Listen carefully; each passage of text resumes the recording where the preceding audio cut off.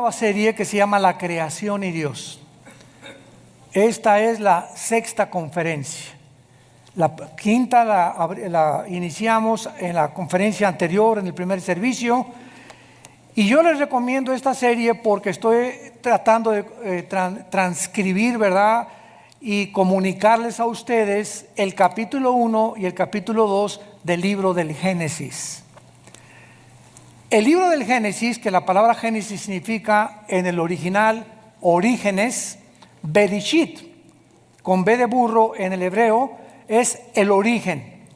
Como el ser humano, voy a repetir, por sus propias capacidades finitas, limitadas, nunca podremos concluir de dónde venimos, ni cuál es el origen del universo, más que filosófica, especulaciones, hipótesis, etcétera, etcétera, pues el ser humano ha inventado.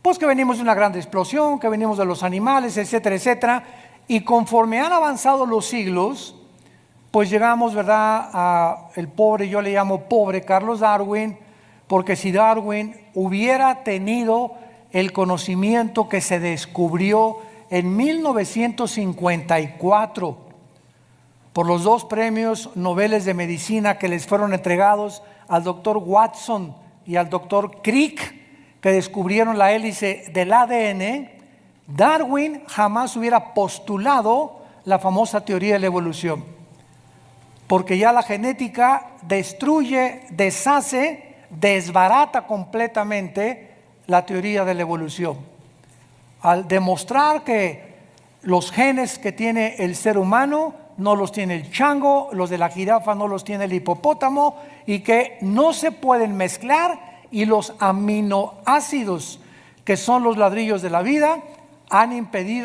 impiden e impedirán la evolución. No hay una sola prueba científica, señores maestros que nos escuchan de universidades, escuchen bien, de una mutación de una especie a otra especie. ¿Por qué se sigue enseñando? Pues porque el ser humano nunca va a poder entender de dónde venimos y tenemos que inventar teorías, tenemos que dar respuestas. Y esta teoría ha permeado todas las universidades y los museos de antropología y de historia en el mundo entero. El año pasado tuvimos nosotros la oportunidad de estar en el Museo de Historia Natural de Londres. Y todo el primer piso del Museo Natural de Historia de Londres, todo el primer piso está dedicado a sus descendientes, los chitas y los changos. Y recuerdo muy bien, ¿verdad? Estábamos con nuestros hijos ahí caminando, oí al guía decir las barbaridades que estaba diciéndoles a un grupo de maestros universitarios. Y todos, sí, pues sí, amén, amén, amén.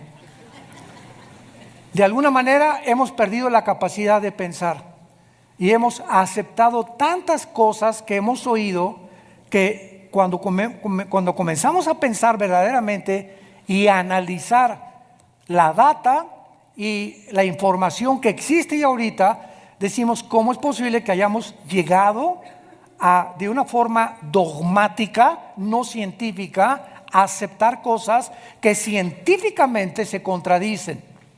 Porque la teoría de la evolución contradice, la física la contradice, la biología la contradice, y la genética fue el jaque mate a la teoría de la evolución. Abran sus Biblias en el libro del Génesis capítulo 1 y vamos a analizar en esta sexta conferencia. Les recomiendo comprar las anteriores, de veras, se los digo con todo mi corazón, no se pierdan esta serie. Regálensela a sus hermanos, parientes ateos, a sus hijos, les va a dar municiones tremendas para la preparatoria, para sus maestros, para la universidad, para la política, en fin, ¿verdad?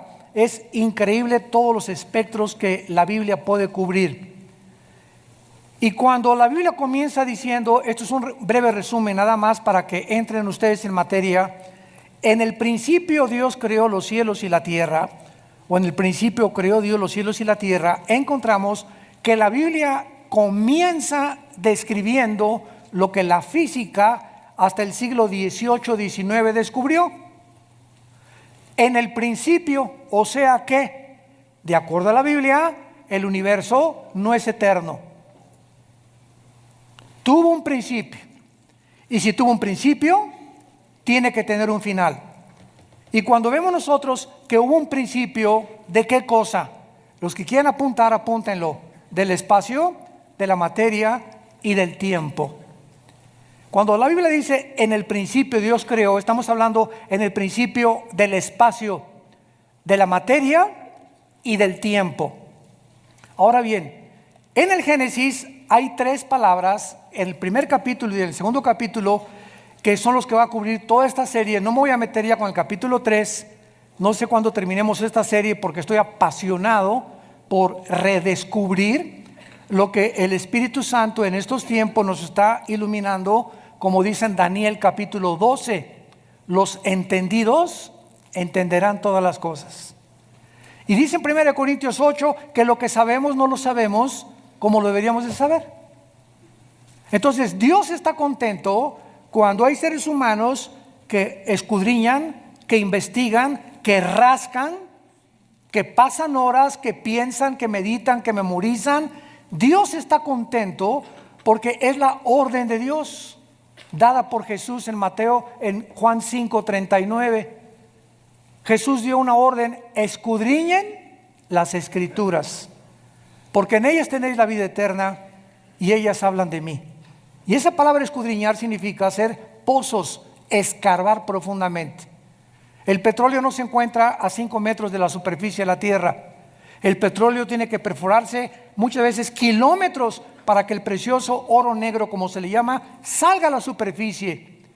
Y una lectura superficial de la Biblia, tú puedes tener 10 años en la Biblia y no salir con Juan 3:16, Salmo 23, y ya no has recibido el alimento sólido que Dios tiene para tu vida. Y miren, es como cuando entras a una mina y los diamantes no están en la mina, así, no están brillando, las perlas, los zafiros, el carbunclo, etcétera, etcétera, sino que están escondidos y el diamante se encuentra primero cubierto como un carbón negro. Y a través de escarbar, a través de penetrar, de estudiar, de limar, etcétera, etcétera, sacas lo precioso de esa piedra preciosa que se convierte en un diamante. Así a Dios le ha agradado ponernos como un velo, como una cortina de humo, para que no tan fácilmente podamos penetrar en su mente. Dios nos da a nosotros la labor de escudriñar. Dios nos da a nosotros la responsabilidad de tomarlo en serio, y todo estudiante de la Biblia tiene que tener forzosamente 2 libros más, un diccionario bíblico y una concordancia. Si quieres estudiar la Biblia como un estudiante serio, necesitas tu diccionario y esta palabra ¿qué significa? Ahí te ayuda, y la concordancia para que encuentres las palabras, que esa palabra se encuentra en otros lados, para que no traces herejías. Y por eso se formaron las sectas como mormones, testigos de Jehová, luz del mundo,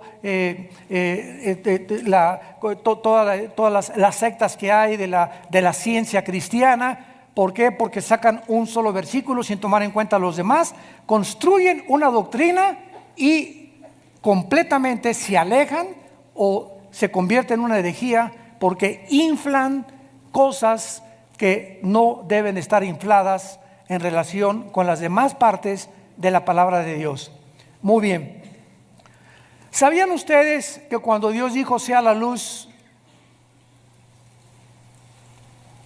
no estaba el sol y la luna?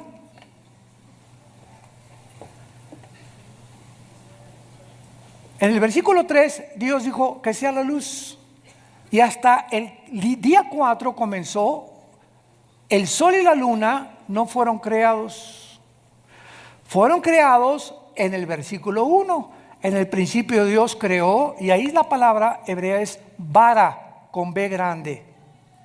Quiero que apunten todos ustedes, los estudiantes de la Biblia, los que toman en serio el conocimiento de Dios, las 3 palabras que en el Génesis existen para la creación de Dios y las que nos ayudan a entender lo siguiente. Cuando en el versículo 2 dice la Biblia que la tierra estaba desordenada, vacía, en estado caótico. Tinieblas cubrían el abismo y el Espíritu de Dios se movió sobre las aguas. La pregunta es la siguiente: entre el versículo 1 y el versículo 2, ¿qué le pasó al mundo? Porque Isaías 45 dice que Dios no creó la tierra desolada y vacía. Entonces parece que entre el versículo 1 y el versículo 2 algo sucedió. Y estos intermedios o abismos de información teológica existen por toda la Biblia. Por ejemplo, miren, vamos a comparar rápidamente con el libro de Isaías, algo parecido para que veamos este principio que existe en la Biblia y que todos nosotros tenemos que entender y conocer para poder descubrir las verdades. En Isaías 61, por ejemplo, miren lo que dice, versículo 2. El Espíritu de Jehová, el Señor, está sobre mí, etcétera, etcétera. Versículo 2, a proclamar el año de la buena voluntad de Jehová y el día de venganza. Cuando Jesús aparece, Lucas capítulo 4, Jesús cita Isaías 61, versículo 1 y la mitad del versículo 2. ¿Por qué Jesús, cuando en Lucas 4 no cita y el día de la venganza de nuestro Dios? Porque en el versículo 2, entre estas dos frases, hay 2000 años de diferencia. Cuando Jesús vino a predicar el año de la buena voluntad, pero el día de la venganza viene hasta la segunda venida de Jesucristo. ¿Se dan cuenta? Cómo en este libro, en un solo versículo, podemos encontrar entre dos frases miles de años de diferencia. Vean rápidamente en Apocalipsis capítulo 12, otro ejemplo, porque esto les va a servir a ustedes, los estudiantes de la Biblia, a entender claramente estos principios que son muy importantes para interpretar la Biblia de una forma saludable. Dice el versículo 5, hablando del nacimiento de Jesús, Apocalipsis 12:5, y ella dio a luz un varón que regirá con vara de hierro a todas las naciones, y su hijo fue arrebatado para Dios y para su trono. Aquí hay 2000 años de diferencia entre una frase y la otra.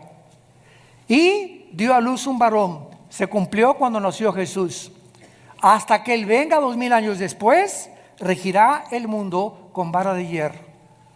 ¿Se dan cuenta cómo nosotros, cuando comenzamos a estudiar la Biblia y comenzamos ya a entender todos los misterios que encierra, las aparentes contradicciones que parecen muchos que la Biblia tiene, no son contradicciones, sino simplemente son el problema de la finitud y la alimentación del intelecto humano?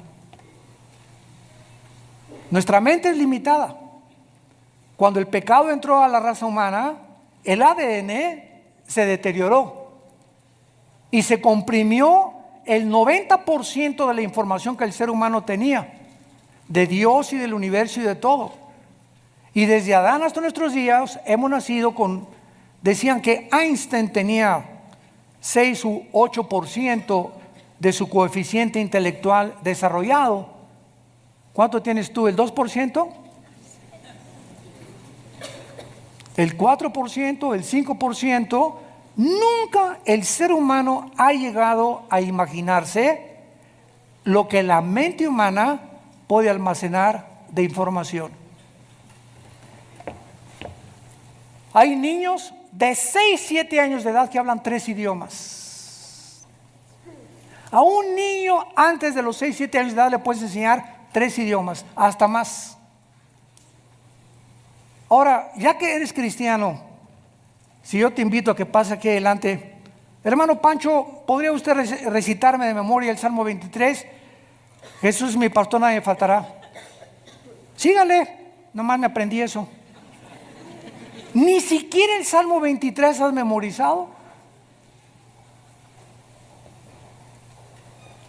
Menos el 90. Menos un capítulo entero. Mientras nosotros no entendamos la orden de Dios de día y de noche, Josué. Josué, olvídate de las ballestas y los arcos y las lanzas para derribar Jericó. Te voy a dar el secreto de la prosperidad. Te voy a dar el secreto, Josué, para que te vaya bien todos los días de tu vida, para que seas prosperado en todo lo que tú emprendas. ¿Cuál es ese secreto, Señor del universo? De día y de noche. De día te levantas y antes de acostarte, y de noche te levantas, abre mi Biblia, trata de leerla, memorízala, porque si no memorizamos no podemos meditar en ella. Y ya que comiences a memorizar todos los días 2 versículos en la mañana, 2 en la noche, o 4 en la mañana y 4 en la noche, y comienza a llegar a memorizar capítulos enteros de la Biblia. Es que yo no sé memorizar, no se me queda nada. Pues porque nunca has aprendido nada. ¿Cómo quieres memorizar si nunca te pones en práctica y descubres el potencial tan tremendo que Dios nos ha dejado aquí en esta calabaza? Es impresionante el potencial que tenemos, desperdiciado, puro Calimán, puras telenovelas. De día y de noche. Hermano, yo a las 12 del día, dice de día y de noche. Yo nada más a las 5 de la tarde, dice de día y de noche. ¿Tú vas a poner las reglas? ¿Qué es la fe? Creer lo que Dios dice. Pregunta, sé honesto, ¿lo haces? Tu fe entonces es muerta.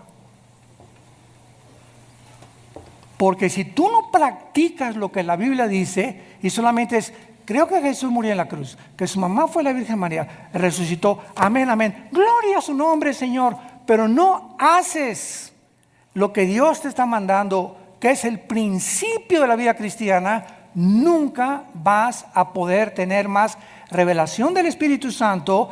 Las cosas no se van a mejorar en tu vida, siempre vas a ir, siempre te estás saliendo del camino, vas a perder la brújula simplemente por desobediencia.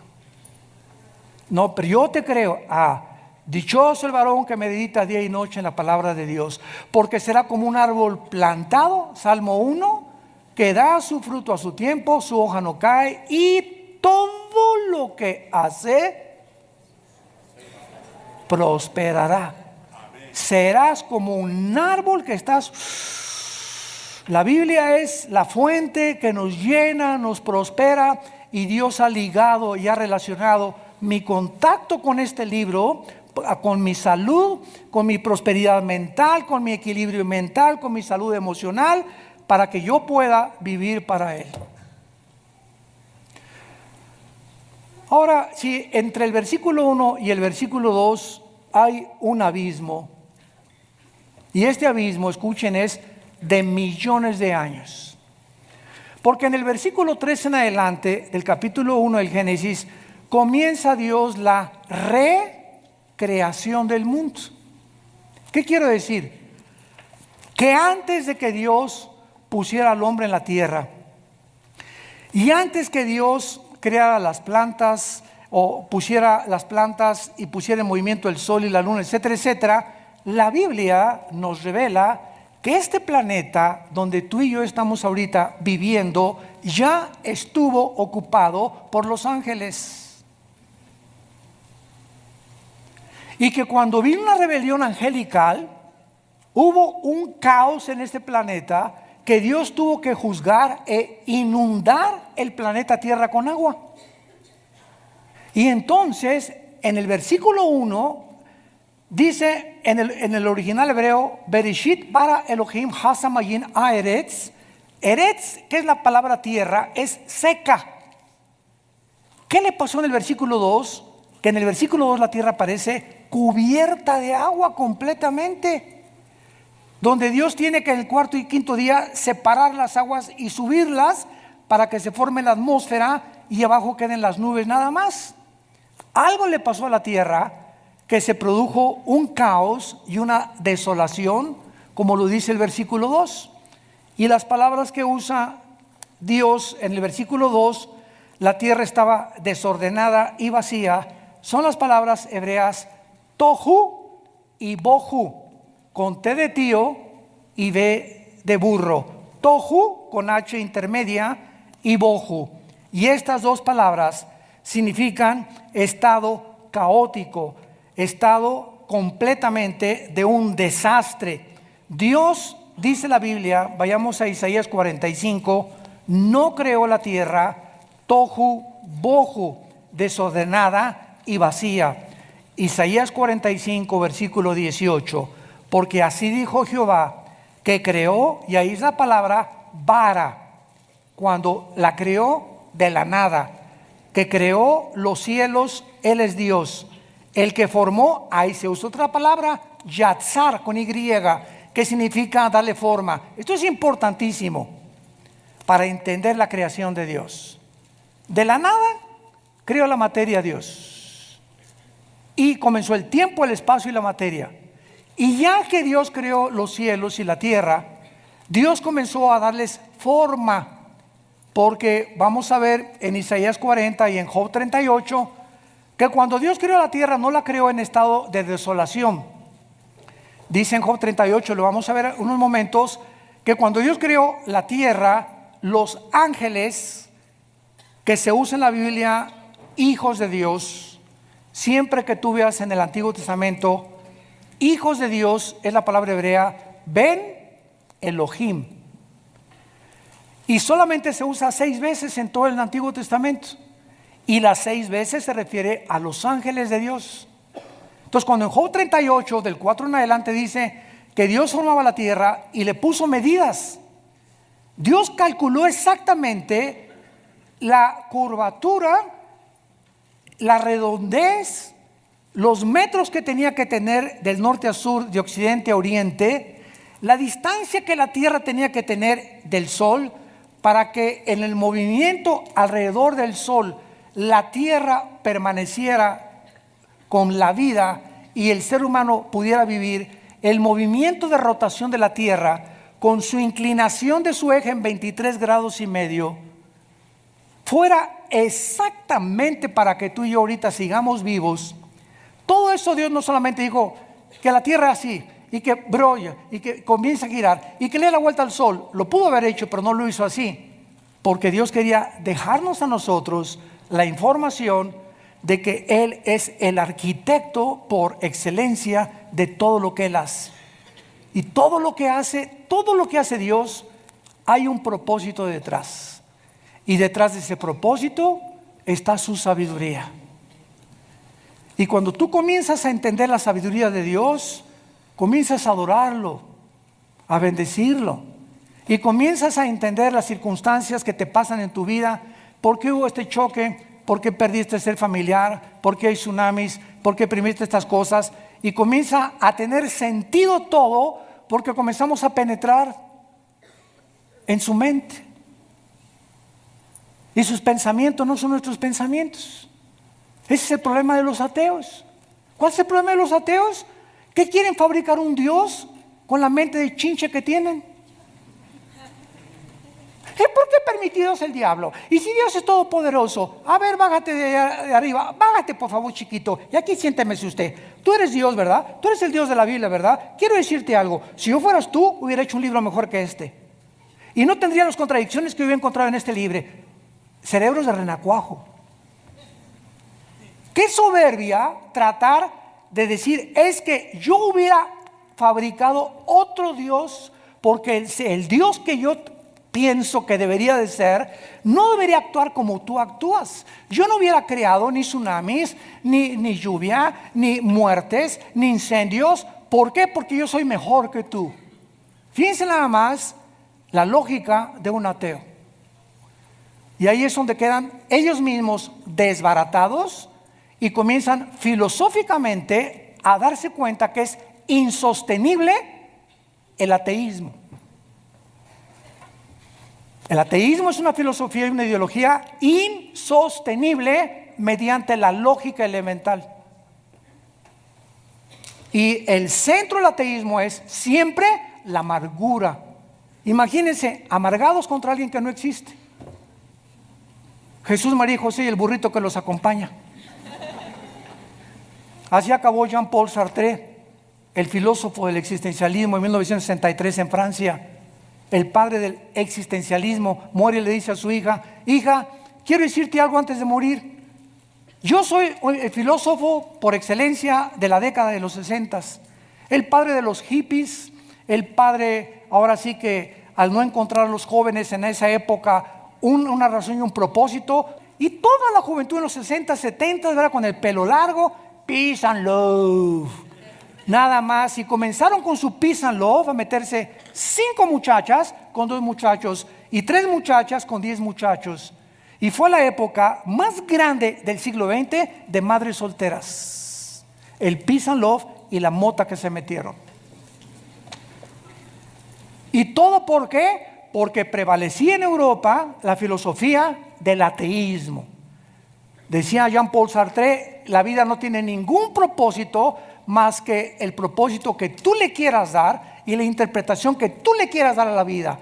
No hay un Dios que te diga qué es la vida, ni a dónde vamos, ni a dónde. Tú descubre dentro de ti mismo el propósito. Y esa filosofía de Sartre se llamó el humanismo.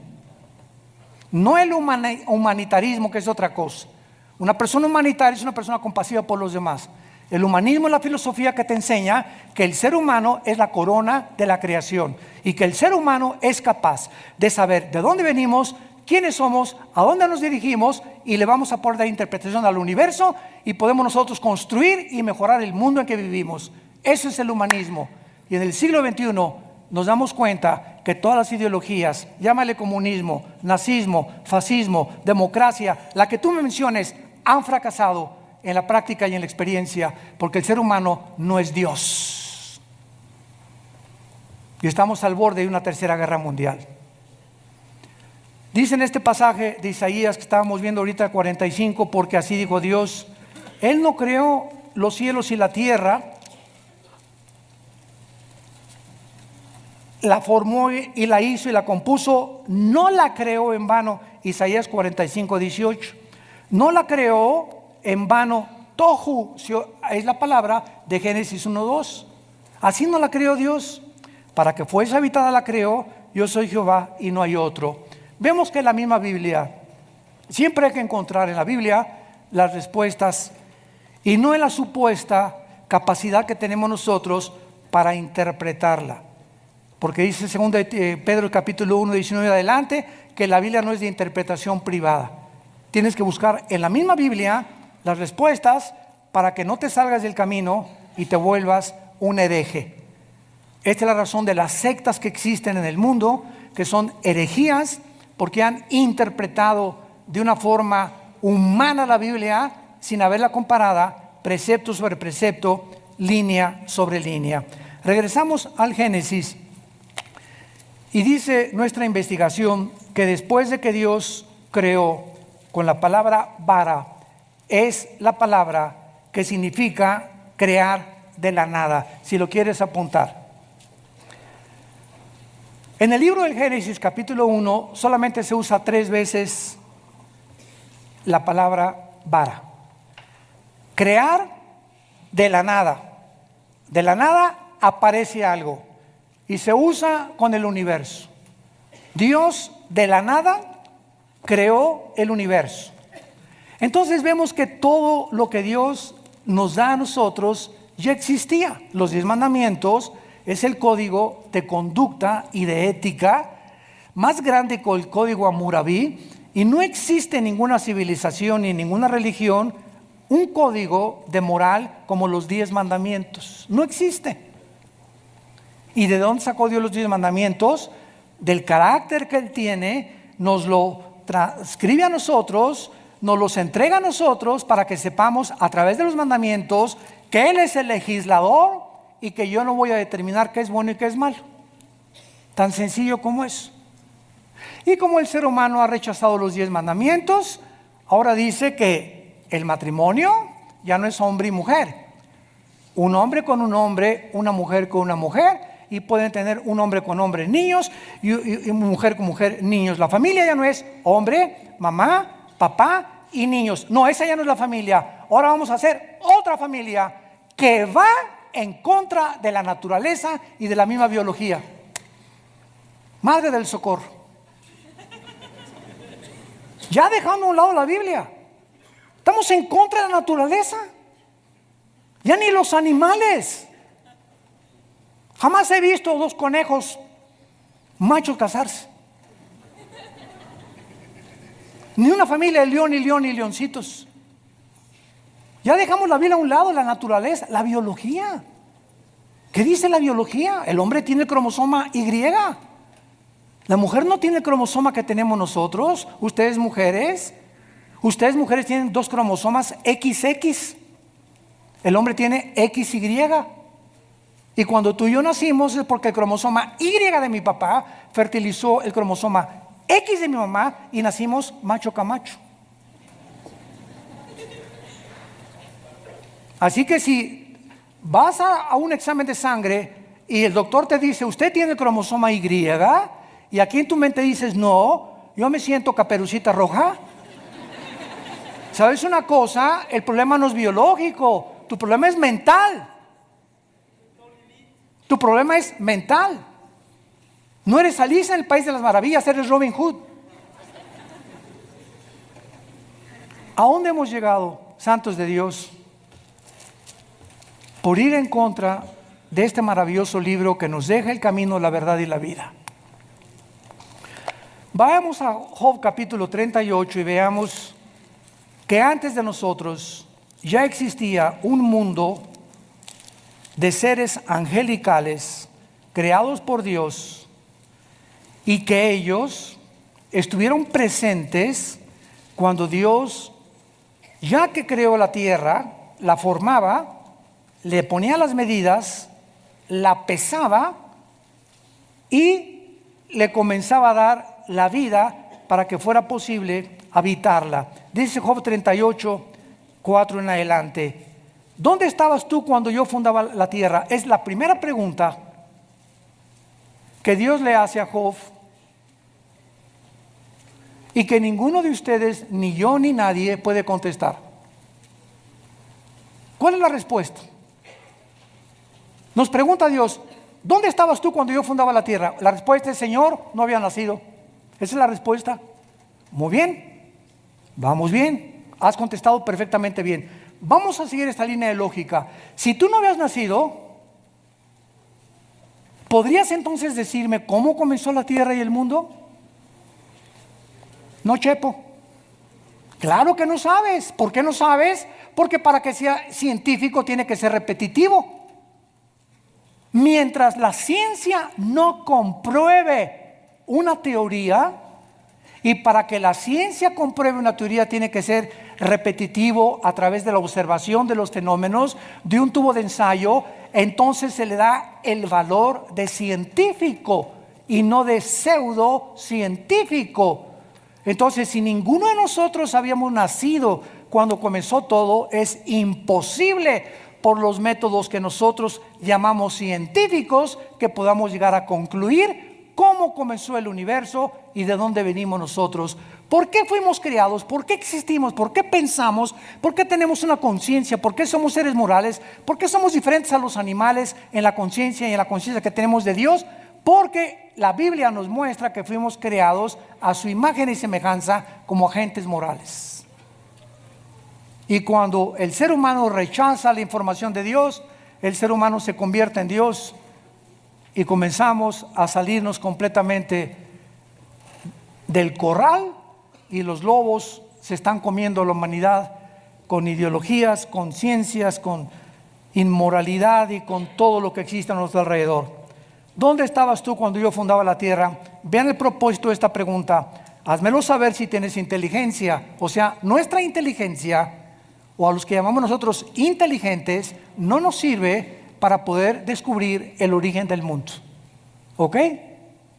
La inteligencia que llamamos nosotros inteligencia no nos sirve para poder concluir cómo comenzó el universo. Y entonces, como no sabemos, los científicos han usado 96, apúntalo, 96 métodos para datar la edad del universo. Entre estos 96 métodos científicos se encuentra el más cercano a todos, que se llama el carbono 14. El carbono 14 lo aspiran los animales y cuando el animal se muere, la cantidad que existe de carbono, porque carbono existe casi en todo el universo, hidrógeno y carbono son los dos elementos principales de todo el universo. Entonces el animal muere y entonces llegan los científicos y le aplican la prueba para saber cuánto carbono 14 tiene el colmillo o el fósil de determinada roca o de determinado animal, y calculan billones o millones de años de ese animal. Pues este dinosaurio que acaban de encontrar en Argentina tiene 12 billones de años. ¿Cómo supieron esta cantidad y esta información? Es aproximada. Ningún método científico es exacto. Entonces, entre 10 dicen y entre 13 billones de años. Ok. El otro método científico es la radiactividad. Y el otro es el potasio-argón, que son los tres más cercanos a darnos fechas aproximadas de la edad de las cosas. Muy bien. De acuerdo a la paleontología y a la astronomía y a la geología, el planeta Tierra tiene de 13 a 15 billones de años.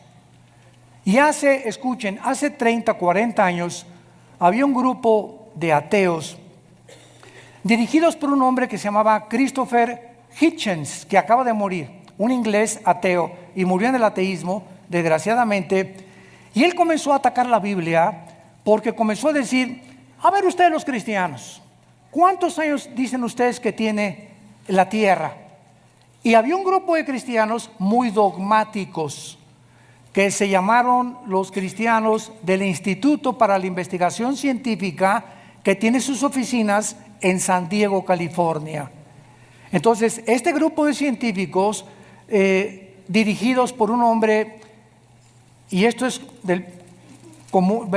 es el conocimiento público, Henry Morris, ya murió, un hombre de Dios. Pero hace 30 años no tenía la información que tenemos del universo que tenemos ahorita. Entonces, el doctor Morris y como 700 científicos y astrofísicos cristianos con doctorados, con PhD en inglés, dijeron que el que no creía que la Tierra tenía, el que creía que la Tierra tenía más de 1 millón de años, era un ateo y era un hereje. Porque si nosotros concluimos, no, si la Tierra tiene millones de años, estamos favoreciendo la teoría de la evolución.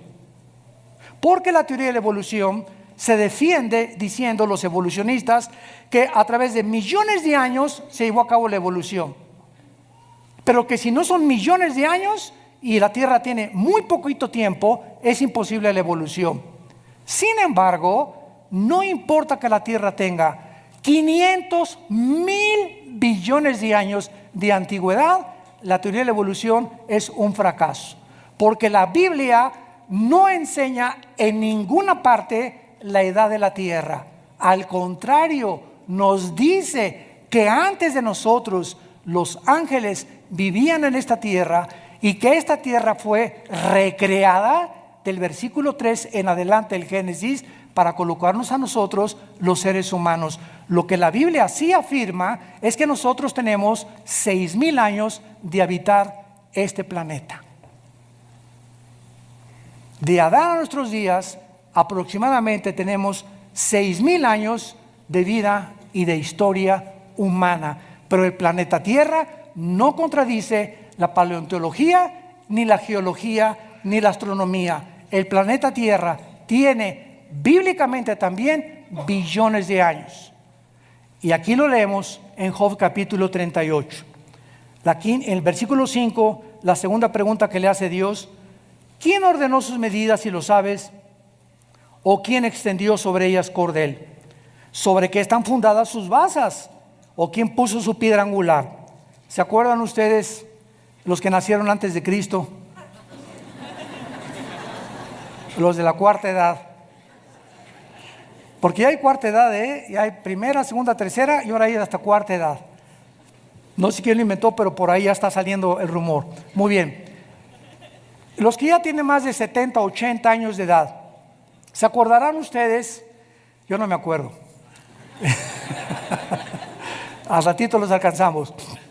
¿Se acuerdan ustedes? Porque todavía mi papá me contó, ¿verdad?, que en los libros que había de geografía se ponía el planeta Tierra recargado sobre una tortuga o sobre Charles Atlas. O sea, los científicos hasta el siglo XIX, Galileo Galilei, casi lo crucifican y lo encerraron el Vaticano, porque el Vaticano, que era la ley suprema de Europa durante casi 16, 17 siglos, el Vaticano estableció que el Sol giraba alrededor de la Tierra.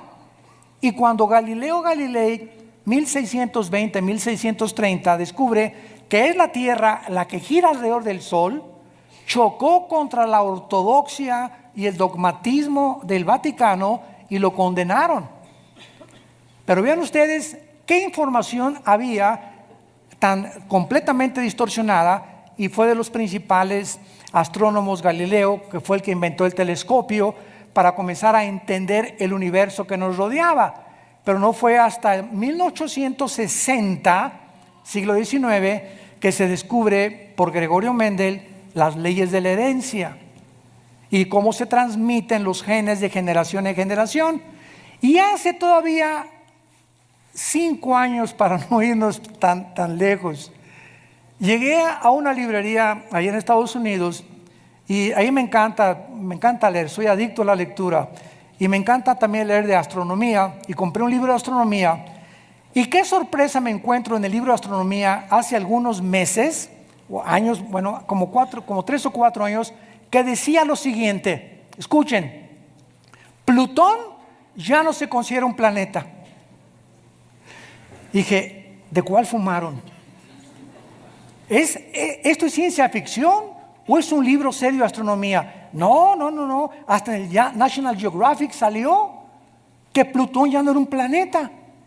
Yo le dije a mi esposa, oye, cuando era joven y cuando era niño, en todos los libros de astronomía, Plutón era considerado un planeta, y de la noche a la mañana lo borran. Y ahora los astrónomos concluyen de que siempre Plutón no es un planeta, porque no reúne las características que se descubrieron en el siglo XXI que deben tener los planetas.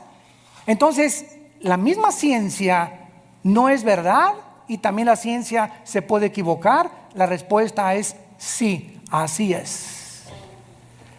Ahora, hace 3 meses volvieron otra vez los astrónomos a decir que estaban reconsiderando volver a meter a Plutón con los planetas. Dios mío santo, ¿a quién le vamos a creer, no? Nos damos cuenta que todo lo que pasa al universo, lo que era verdad hace 10 años, ahora descubren algo mucho más científico, apegado a la verdad, que se tiene que desechar lo que se consideraba hace 5 o 6 años una tontería. Y así pasa con la salud y con las vitaminas y con la comida y con todo. Mi papá comía una taza de café con 3 bolillos remojados así se los metía a mi papacito, con 3 cajetillas de cigarros. Y a partir de los 70s, 80s se descubre que el colesterol, un veneno que tiene las grasas y los triglicéridos de comer tantas conchas que desayunas, te producen que se te cierren las arterias y que te puedas morir de un ataque al corazón. Cosa que hace 40, 50 años no se consideraba maligno. Mientras nos vamos acercando más, la ciencia nos va ayudando con muchos descubrimientos que la Biblia, Levítico capítulo 11, le prohibió a los judíos: no coman tacos de cochinita pibil. No comas moronga, no comas chorizo, no comas cosas, sobre todo si pasas del 4º o 5º piso. Un joven puede tomarse 3 o 4 tacos al pastor, pero cuando pasamos del 5º piso, cuidado con lo que comemos. No podemos tener el lujo de comer lo que comíamos lo que comen nuestros hijos. ¿Por qué? Porque ya avanzamos a una edad en que tenemos que entender que eso para nosotros ya es algo venenoso y dañino para nuestra sangre. Y la Biblia lo decía desde hace más de 5,000 años: no coman grasas de los animales. Qué increíble es la palabra de Dios. Y en penúltimo lugar, dice aquí en Job capítulo 38, preguntándole a Job sobre qué están fundadas sus basas: nadie sabía hace algunos años que la tierra se sostiene en el aire. Ahí está la luna. ¿Quién la sostiene? Ahí está parada enfrente de nosotros. ¿La vieron anoche? Estaba increíble, luna llena, preciosa. Y te quedas mirando y le dices, pero ¿cómo puede esa masa de materia estar flotando en el espacio, contradiciendo las leyes de la física? Las mismas leyes de la gravitación, que un cuerpo menos pesado que el aire es atraído hacia el centro de la Tierra. ¿Quién sostiene ahí la luna, la Tierra? Y al mismo tiempo la Tierra girando. Todas estas cosas le pregunta Dios a Job, y Job fue escrito hace 5.500 años. Job tiene la antigüedad del libro del Génesis. ¿Sobre qué está fundada? A ver, hasta el siglo XIX-XX se descubrió que no era una tortuga la que sostenía la Tierra, ni era Charles Atlas, sino una fuerza que mantiene la gravitación y las fuerzas de inercia para que el universo pueda y las galaxias irse extendiendo una de las otras para que no choquen unas con otras y pueda sobrevivir el planeta Tierra. Y finalmente le dice Dios a Job, versículo 7, Job 38, cuando alababan todas las estrellas del alba y se regocijaban todos los hijos de Dios. O sea que cuando la tierra fue formada, calculada, sus dimensiones, su peso y todo lo que Dios hizo con este planeta, los ángeles existían antes que nosotros. ¿Y cómo sabemos que los ángeles vivían en este planeta? Vayamos para terminar en Ezequiel capítulo 28. Todo tenemos que recorrer a la Biblia y demostrarlo con la Biblia. ¿De qué? ¿Qué cosa? Cuando Adán y Eva son puestos en el huerto del Edén, ¿quién estaba ahí? ¿Caperucita Roja? ¿Quién estaba en el huerto del Edén? La serpiente antigua. Y es interesante que esa palabra en Génesis 3:1, esa palabra serpiente, no es la palabra reptil en el hebreo, es la palabra hashash, con H, hashash, que significa un ser luminoso. O sea, no era una serpiente literal. Era el mismo Lucifer que ya estaba en estado caído ahí en el huerto del Edén cuando la primer pareja fue puesta en el planeta Tierra. Conclusión, ¿en qué día fue creado Lucifer? No fue creado en los 6 días de Génesis capítulo 1, porque ellos ya existían antes. ¿Cuándo fueron creados? Antes del versículo 2. Cuando dijo Dios, en el principio fueron creados los cielos y la tierra. El principio está aquí y ese principio tuvo millones de años con la creación de los ángeles, y entonces después de que vino la rebelión satánica, Dios comienza la recreación después de millones de años que el universo ya existía, y nos pone a nosotros para que nosotros seamos el instrumento de Dios para destruir la rebelión angelical. Para Dios demostrarle que criaturas infinitamente menos sabias, más pequeñas que los ángeles y que de la sabiduría diabólica, con Jesucristo éramos más que vencedores. Gloria a su nombre. Gracias, Señor. Rápidamente, Ezequiel 28, versículos 12 y 13. Está hablando de la creación de Lucifer. Vean lo que dice la Biblia cuando Dios creó a Lucifer. Hijo de hombre, levanta endecha sobre el rey de Tiro y dile, así ha dicho Jehová el Señor, tú eras el sello de la perfección, lleno de sabiduría y acabado de hermosura. Rápidamente nos detenemos ahí. ¿Por qué Dios le asigna al rey de Tiro a Lucifer? ¿De quién está hablando? ¿De un rey o está hablando de Lucifer? ¿Qué nos enseña esto? Desde el Antiguo Testamento, la Biblia nos enseña que detrás de las personalidades humanas se encuentran principados demoníacos. Y dice Apocalipsis 16 que cuando venga la guerra del Armagedón, los principados satánicos y los demonios van a controlar a todos los gobernantes de las naciones del mundo. O sea que detrás de los reyes y los gobernantes existen entidades espirituales de maldad. Así que esta es la razón por la cual comienza introduciéndonos el rey de Tiro, y sabemos que el rey de Tiro no hay nadie que haya sido el sello de la perfección. Y ya el versículo 13 nos lo aclara. En Edén, en el huerto de Dios estuviste. Lucifer fue creado en el lugar donde Adán y Eva habitaron después de la caída de Lucifer. Ahí fue creado el Lucifer. El Edén existía antes del huerto del Edén, recreado por Dios. Pero hay una diferencia entre el Edén de Lucifer y el Edén de Adán y Eva. ¿Cuál es? Nos lo dice la Biblia. De toda piedra preciosa era tu vestidura, de cornalina, de topacio, de jaspe, de crisólito, berilo, onice, zafiro, carbunclo, esmeralda. Los primores de tus tamboriles y flautas estuvieron preparados para ti el día de la creación. Tú, querubín grande protector, te puse en el santo monte de Dios. Ahí estuviste en medio de las piedras y del fuego que tú paseabas.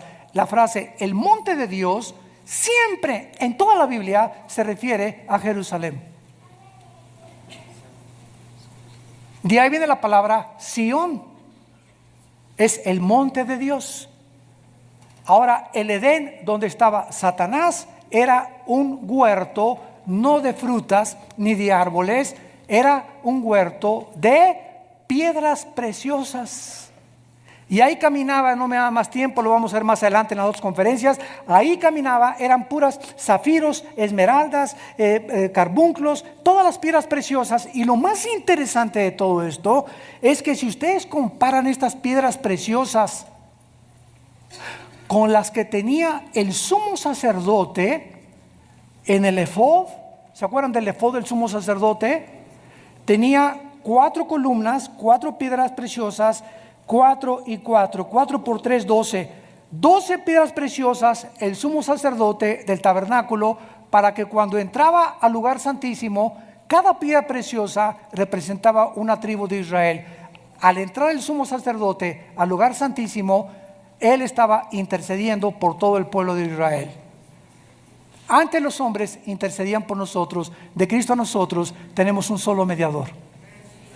Y ahora ya nadie nos representa más que el Hijo de Dios. Pues son las mismas piedras preciosas que tenía Satanás. Lo que nos habla que Satanás, y les dejo de tarea esto, para que se les salga humo de los oídos hoy en la noche. Satanás era antes de nosotros y antes de la creación el sumo sacerdote de Dios. Oiga, pero ¿cómo es que él ofrecía sacrificios? No ofrecía sacrificios, simplemente representaba. ¿Por qué? Porque existía el potencial de que hubiera una rebelión de los ángeles. Y él, que fue puesto como el guardián de Dios, inicia la rebelión contra Dios. Y por eso los querubines, él era un querubín. Satanás no es un ángel, Satanás es un querubín. Y un querubín es diferente a un serafín y a un ángel. Los ángeles son mensajeros. Y los querubines en el arca están con las alas así, protegiendo el lugar del propiciatorio donde estaba la vara de Aarón, los 10 mandamientos, y estaba también el maná, que representaba la ley de Dios. Ya no me da tiempo de esto, pero los querubines cubrían esto. Y Satanás era un querubín y él protegía, y él era el que dirigía la alabanza a Dios en el cielo. Escuchen esto, esta es la razón por la cual después de los pastores, los más atacados en el mundo son los de la alabanza. Porque los grupos de alabanza tienen la responsabilidad de guiar al pueblo de Dios a la adoración a Dios. Y de acuerdo a lo que ellos cantan, es como nosotros sentimos acercarnos a Dios en adoración. Por eso siempre la adoración a Dios tiene que ser de adoración y de santidad. Y por eso vienen los ataques tan fuertes contra los líderes de Dios y los líderes de la alabanza. Todos ustedes que me escuchan en el mundo, no es cualquier cosa pararse aquí y tocar la guitarra. Cuida tu vida, porque después de los pastores, ustedes son los segundos en ser atacados por el enemigo. Padre, te damos gracias por tu palabra. Vida Nueva para el Mundo se sostiene y propaga el mensaje de salvación de Jesucristo Gracias a Dios y a tus donativos. Llevemos juntos el Evangelio de Jesucristo al mundo entero. Realizamos eventos, seminarios, congresos y diferentes programas para dar a conocer el mensaje de salvación.